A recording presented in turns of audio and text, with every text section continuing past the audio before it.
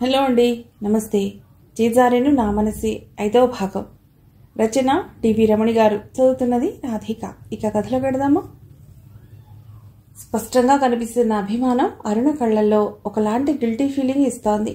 నాకెలా రియాక్ట్ అవ్వాలో తెలియటం లేదు. సాయంత్రం షాపింగ్కి వెళ్ళాలని అమ్మ చెప్పింది. ఇలా మానేయాలా అని ఆలోచిస్తూ ఉంటే ఒక మెసేజ్ వచ్చింది. కొన్ని ఫోటోలు, ఒక కొత్త వాట్సాప్ నెంబర్తో. ఎవరా అని చూస్తే అరుణ. బావా, నీకోసం కొన్ని డ్రెస్సులు చూసి సెలెక్ట్ చేశాను. నా శారీస్ కూడా నీకేవి బాగున్నాయో చూసి పెట్టు. నువ్వు రావని నాకు తెలుసు, మేము తెచ్చిస్తాం. నువ్వేమీ అనుకోకపోతే చనువు తీసుకుంటున్నానని అని మళ్ళీ వచ్చింది. నేను థమ్స్అప్ సింబల్ పెట్టేశాను. అమ్మయ్య, వెళ్ళనక్కర్లేదనిపించింది. అరుణ సెలెక్షన్ బాగుంది అని అనుకోకుండా ఉండలేకపోయాను.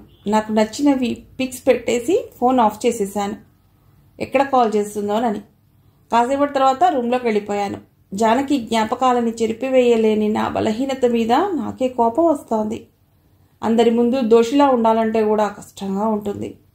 అసలు ఎందుకో ఆ రోజు తాను జానకిని ఆపలేదు. కళ్ళల్లో నీళ్లు వచ్చాయి. దాచిపెట్టిన ఆల్బమ్ తీసుకుని ఆ పిక్స్ చూడగానే ఆ పార్టీలో థళథళ మెరిసిపోతున్న జానకి మొహాన్ని తదేకంగా చూస్తూ ఎన్ని గంటలు గడిపాడో. ఆ రోజు టొరంటోలో అన్నీ చూశాక నైగారా వెళ్లాలని ప్రోగ్రాం. ఇక లాస్ట్ అదొక్కటే చూసి ఇండియా వెళ్ళిపోవాలని శ్రీలక్ష్మక్క బావ డిసైడ్ చేశారు. అత్త వాళ్ళు రాలేదు, వాళ్ళకి వేరే పనుంది. మా ట్రిప్ 2 days. మేమందరం 2 కార్లలో వెళ్ళాం. బయలుదేరినప్పటి నుండి మా సరదాకు అంతులేదు. జానకి ఎన్ని కబుర్లు చెప్తుందో, ఆపకుండా మాట్లాడుతుంది. ఆగు జాను అని ఆపితే, నీకు తెలీదు ఈరోజు నాకెంత ఆనందంగా ఉందో. ఎందుకో తెలుసా? మీ అందరితో ఒక ఫ్యామిలీలా కలిసి వెడుతున్నందుకు. ముఖ్యంగా నయగారా చూడాలని చిన్నప్పటి నుంచి నాకు కోరిక. పైగా అది రాజా నీతో కలిసి. కళ్ళలో 1000 కాంతులు మెరుస్తూ అంది చిన్నగా కన్నుగొట్టి. ఆజ్ ఫిర్ జీనే కి తమన్నా హై, ఆజ్ ఫిర్ మర్నే కా ఇరాదా హై అని పెద్దగా పాడుతోంది. సీట్లోంచి నిలబడి ఆకాశానికి చేతులు జాపి పాడుతుంటే ఆనందం అందరం పంచుకున్నాం. జానకి బాగా పాడుతోంది, ఎప్పటికన్నా ప్రత్యేకంగా. నైగరా దగ్గర అంబాసిడర్ సూట్స్ బుక్ చేశారు. ఉన్న హోటల్ నుండి ఇంకా కొంచెం దగ్గరగా రాగానే రూమ్స్కి వెళ్ళి ఫ్రెష్ అయి కిందికి వచ్చాం. టేబుల్స్ దగ్గర కూర్చుని సాంగ్స్ వింటున్నాం. శరత్ వెళ్ళి అర్జిత్ సింగ్ పాటలు పెట్టమని చెప్పొచ్చాడు. రాజా, మనం ఇక్కడికి వచ్చి చదువుకుని జాబ్ తెచ్చుకుని ఇక్కడే ఉంటాం కదూ. జానకి కళ్ళల్లో కనిపిస్తున్న అందమైన కళని నేను చూస్తున్నాను. ఎక్కువ రోజులు మీ అత్త వాళ్ళ ఇంట్లో ఉండొద్దు అంది. సరే, కళ్ళు మూసుకుని ఆ క్షణాలని, ఆ మాధుర్యాన్ని ఆస్వాదిస్తూ ఏమంటే దానికి సరే అంటున్నాను. డిన్నర్ చేసి ఎవరి రూమ్లోకి వాళ్ళు వెళ్ళిపోయాం. పొద్దున్నే లేచి జలపాతం దగ్గరికి వెళ్ళాలి కదా అని. శరత్, శ్రీధర్ కొంచెం డ్రింక్ తీసుకున్నట్టు అనిపించింది. కొంచెం నాకు, జానకి కూడా ఇచ్చారు. లెట్స్ సెలబ్రేట్ రాఘవ జానకిల ప్రీ వెడ్డింగ్ సెలబ్రేషన్స్ అంటూ స్వర్ణ, సుమన్ వంత పాడారు. జానకి అడ్డు చెప్పకుండా తీసుకుని థ్యాంక్స్ చెప్పింది. జానకి నన్ను హత్తుకుని ఉండిపోయింది చాలాసేపు. అప్పుడు అక్కే తీసుకెళ్ళింది రూమ్లోకి.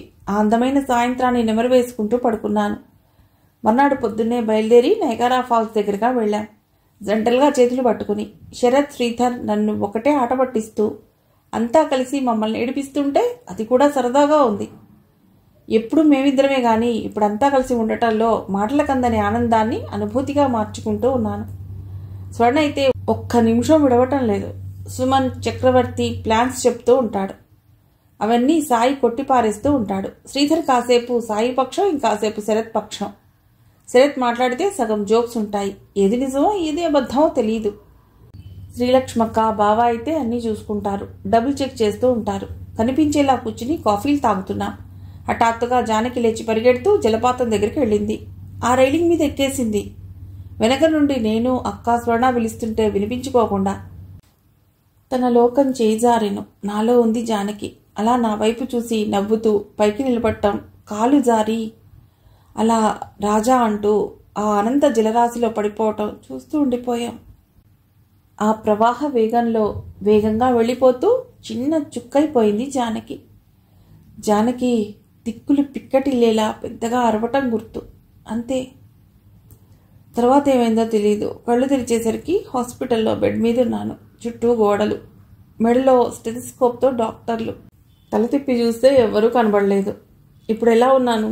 ఏమైంది? కొంతసేపటి వరకు అయోమయంగా ఉంది. చుట్టూ చూశాను. నిశ్శబ్దంగా ఉంది. ఎదురుగా గోడ మీద గడియారం టిక్ టిక్ అనటం తప్ప ఏమీ వినబడటం లేదు. పగలో రాత్రి కూడా తెలియటం లేదు. మనసు మించి లేచే ప్రయత్నం చేయబోయాను, కానీ నా వల్ల కాలేదు. పెద్దగా పిలిచాను అనుకున్నాను, కానీ నా నోటి నుండి శబ్దం రాలేదు. చేతికి సెలైన్ పెడుతోంది. ఒక నర్స్ రొటీన్గా వచ్చి నేను కళ్ళు తెరిచి ఉండటం చూసి డాక్టర్ని పిలవటానికి వెళ్ళింది. ఆమె వెళ్ళిన వైపే చూస్తున్నాను, ఎవరన్నా వస్తారేమోనని. కొంతమంది డాక్టర్లు వచ్చారు. ఆతృతగా అందరి వైపు చూస్తున్నాను. మంచినీళ్ళు కావాలి అని సైగ చేశాను. డాక్టర్స్ నర్స్ వైపు చూస్తే ఆమె ఒక 2 స్పూన్లు నీళ్లు నా గొంతులో పోసింది. డాక్టర్, ఎన్నో ప్రశ్నలు. నన్నెవరు చేర్చారు? జానకికి ఏమైంది? అంతా ఏరి ఎక్కడున్నాను? ఇది రాత్రా డేనా? అసలేమైంది? డాక్టర్ నా కేస్ షీట్ చూసి టెస్ట్ చేస్తున్నారు స్టెత్తో. నా పరీక్షలన్నీ గొంతులోనే ఆగిపోయాయి. వెనక్కి వెళ్తున్న డాక్టర్ చేయి పట్టి ఆపాను. డాక్టర్, మా వాళ్ళంతా ఏరసలు? నా ప్రశ్న ఆగిపోయింది. You will get all answers, please wait అని నర్స్కి ఏదో మందులిమ్మని ఆర్డర్ ఇచ్చి వెళ్ళిపోయారు. ఆయనతో మిగతా అంతా మాట్లాడుకుంటూ వెడుతున్నారు. వాళ్ళ ఇంగ్లీష్ ఏమీ అర్థం కావడం లేదు. ఇంగ్లీష్ అయినా అని అనుమానం కూడా వచ్చింది. కళ్ళు మూసుకున్నాను. జానకి, జానకి. అవును, ఏది? దొరికిందా? ఎలా ఉంది? ఎక్కడుంది? సేవ్ చేశారా? అక్కడ అంతమంది గార్డ్స్ ఉన్నారుగా. ఏ వార్డులో ఉందో? ఒక ఆశ మిడుక్కుమంటూ మెరుస్తోంది. అయినా ఏదో భయం ఆవహించి ఉంది. కళ్ళల్లోకి నీళ్ళొచ్చి పక్కలకి జారిపోతున్నాయి. కళ్ళు తుడుస్తున్నారెవరో. ఆ చేయి గట్టిగా పట్టుకుని జానకి అని చాలా గట్టిగానే అరిచాను. ఊరుకోనాన్న రఘు, బుజ్జి అత్తయ్య ఓదారుస్తోంది. అంటే అత్త, జానకికి ఏమైంది? ఎవరన్నా నీళ్లలోంచి తీశారా? ఏ వార్డులో ఉంది? నేను చూడొచ్చా? చెప్పత్తా, ఏడుస్తూ అడుగుతున్నాను. అత్త కూడా ఏడుస్తోంది, నా తల నిమురుతూ. నాన్న రఘు, జానకితో నీ రుణం తీరిపోయింది. దొరకలేదు. 2 రోజులు గాలించినా. నువ్వు అప్పటి నుండి స్పృహలో లేవు. ఇంటికెడదాం, అక్కడ ఆలోచిద్దాం ఏం చేయాలో. షాక్లో ఉండిపోయాను. మెదడు మొద్దుబారిపోయింది. నర్స్ వచ్చి నన్ను డిశ్చార్జ్ చేస్తున్నారని చెప్పింది. బయటికి వీల్చైర్లో తీసుకొచ్చారు. బయట అంతా నిలబడి ఉన్నారు. శ్రీధర్, శరత్ నన్ను చుట్టుకుని ఇచ్చేశారు. నా వైపు చూసి బావ అంటున్నాడు, నువ్వు ఇంత దూరంలో ఉండబట్టి సరిపోయింది, లేకపోతే నువ్వే నీళ్లలోకి తోసేశావని జైల్లో పెట్టేవారు. మావయ్య తన ఇన్ఫ్లుయెన్స్తో అన్నీ మామూలుగా ఉండేలా చేశారు అని చెప్పారు. నాకేమీ వినబడటం లేదు. అలా జానకి పరుగుపెట్టి రైలింగ్ ఎక్కటం, రాజా అంటూ పడిపోవటమే. కళ్ళ ముందు అదే కదులుతోంది మాటి మాటికి. చిన్నగా కారులో కూర్చోబెట్టారు. కళ్ళు మూసుకుని కూర్చునున్నాను. చుట్టూ ప్రకృతిని చూడలేక. వాళ్ళ మాటల్లో వేదాంతం, వైరాగ్యం, బోధలున్నాయి. స్వర్ణ కుమిలి కుమిలి ఏడుస్తోంది. శ్రీధర్ కూడా శరత్కి వాళ్ళకి అంత క్లోజ్ కాదు, అయినా మౌనంగా ఉన్నారు. నా చేయి పట్టుకుని కూర్చుని ఉంది అత్త. తన స్పర్శలో ఓదార్పునిచ్చే ప్రయత్నం నాకు అర్థమవుతోంది, కానీ మనస్సు తీసుకోవడానికి సిద్ధంగా లేదు. ఎందుకు ఇలా జరిగింది? నన్ను విడిచి జానకి ఎలా వెళ్ళిపోయింది చూస్తుండగా? తాను ఆ అనంత జలరాశిలో కలిసిపోయి నన్ను ఒక అగాధంలోకి విసిరేసింది. ఈ జన్మకి నేను బయటపడలేని విధంగా. ఆ విషయం నాకొక్కడికే తెలుసు. జానకి, జానకి అని మనస్సు ఆక్రోశిస్తోంది. ఏడుపు రావటం లేదు. అంతకు మించిన వేదన. గుండె మండిస్తోంది. ఈ బాధ అర్థం కావటం లేదు. ఎలా ఎలా భరించాలో, ఎలా దీనితో కలిసి బతకాలో తెలియటం లేదు. ఇంత త్వరగా క్షణాల్లో అంత ఘోరం జరుగుతుందని ఎవరు ఊహించగలరు? మధ్యలో కారు ఆగింది సర్వీసెస్లో. కారులో కూర్చున్నాను. మిగతా వాళ్ళు కొంతమంది దిగారు. బుజ్జి పిన్ని కూడా.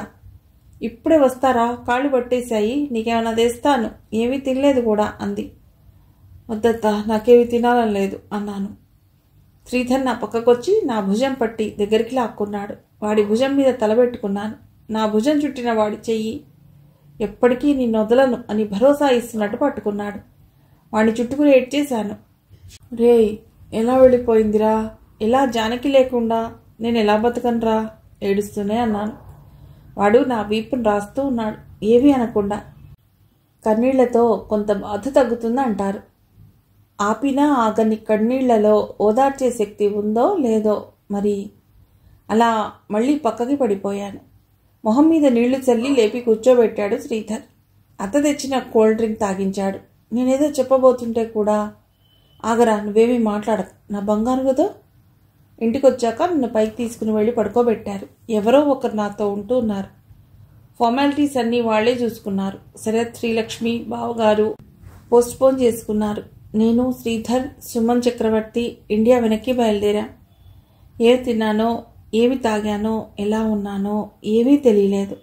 ఎలా ఫ్లైట్ ఎక్కానో తెలీదు. శూన్యంలోకి చూస్తూ కూర్చునుండిపోయాను. ఇండియాలో దిగ్గానే నాన్న, మావయ్య ఎయిర్పోర్ట్కి వచ్చారు. నాన్న ఏమీ అనలేదు. నన్ను దగ్గర తీసుకుని వీపు నిముడుతూ చాలాసేపు ఉండిపోయారు. మాటలు లేవు. చెప్పటానికి కూడా ఏముంది? అయ్యే నష్టం అయిపోయాక నా చేయి పట్టుకుని కారు వరకు నడిపించుకుంటూ తీసుకొచ్చి కూర్చోబెట్టారు. నా మనసు ఒక శిలలా అయిపోయింది. చేతిలో ఆల్బమ్ తీసేసుకున్నాడు శ్రీధర్. రఘు, లేరాలే, బయట శరత్ వాళ్ళంతా వెయిట్ చేస్తుంటే నువ్వేమో ఈ ఆల్బంలో ఆ యాక్సిడెంట్లోకి, ఆ రోజులోకి వెళ్ళిపోయి కుమిలిపోతున్నా. ఎన్నాళ్ళురా? 3 సంవత్సరాలు అయింది. చాలు, బయటికి రా. ఇక నీకు ఈ ఆల్బమ్ మీద ఏ హక్కు లేదు. నన్ను తిట్టుకున్నా సరే. ఆల్బమ్ తీసుకుని కిందికి వెళ్ళిపోయాడు. వచ్చినంత వేగంగా నా వైపు కూడా చూడకుండా. వాడిని గట్టిగా వెనక్కి పిలిచి అరిచి ప్రాణమైన నా ఆల్బమ్ లాక్కుందామనుకున్నాను. నా గొంతు నుంచి మాట రాలేదు. బాధతో గొంతు మూగబోయింది. నేను మామూలు అవ్వలేను. అలా చూస్తూ ఉండిపోయాను. ఆ గది కొత్తగా ఉంది. నా పాత వస్తువులు లేక. నేను వెళ్ళాలి, లేకపోతే ఎవరెవరో ఒకరు వస్తూనే ఉన్నారు అని గుర్తొచ్చి తల ఒకసారి విదిల్చుకుని కిందికొచ్చాను. విలవిల అంతా చుట్టూ మూగేశారు. హాయ్ హాయ్, రఘురాజా వారికి స్వాగతం. మేము ఇక్కడ అంత్యాక్షరి ఆడాలనుకుంటున్నాం. పెద్దవాళ్లతో సహా అంతా పార్టిసిపేట్ చేయాలి, ముందే చెప్తున్నాను అన్నాడు శరత్. సరే అంటే సరే అనుకుని సోఫాలో కూర్చున్నారు. నాకు అర్థం అవుతోంది అది నన్ను డైవర్ట్ చేయటానికే అని. శ్రీధర్ వైపు చూడగానే నాకేమీ తెలియలేదు అని సైగ చేశాడు. అరుణ వైపు చూశాడు. అరుణ కళ్ళెగరేసింది. నేనొచ్చి కూర్చున్నాను. పాట మధ్యలోంచి కూడా పాడొచ్చు అన్నాడు శ్రీధర్. ఏమిటి, నీ వీలు కోసమా? అదేమీ కుదరదు అన్నాడు శరత్. ఎవరన్నా పాట పూర్తిగా కూడా పాడొచ్చు, ఛాయిస్ ఇచ్చాడు శ్రీధర్. అరే శ్రీధర్, నువ్వు పాడకు. అన్ని పద్యాలే, అన్నీ ఒకేలా పాడతావు. తర్వాత మేము ఆలోచించాలి అదేం పాటో అని అన్నాడు శరత్. అరుణ, నువ్వురా, నువ్వు చాలా బాగా పాడతావు అని నా పక్కన సోఫాలో కావాలని చూపించాడు బావయ్య. అమ్మని మొదలుపెట్టమనగానే కల కానిది విలువైనది, బతుకు కన్నీటి ధారలలోనే బలి చేయకు, అగాధమో జలనిధిలోన ఆణిముత్యమున్నట్లే, శోకాల నడుమన దాగి సుఖమున్నదిలే అని నా వైపు చూసింది. లేకర్ హమ్ దీవానా దిల్ ఫిర్తే హై మంజిల్ మంజిల్ శరత్ అన్నాడు. लाखों है यहाँ दिल वाले और प्यार नहीं मिलता, तुम अगर मुझको ना चाहोगे तो कोई बात नहीं, तुम किसी और को चाहोगे तो मुश्किल होगी, गाता रहे मेरा दिल. శ్రావ్యంగా ఉంది అరుణ గొంతు. నన్నే చూస్తోంది అభిమానంగా.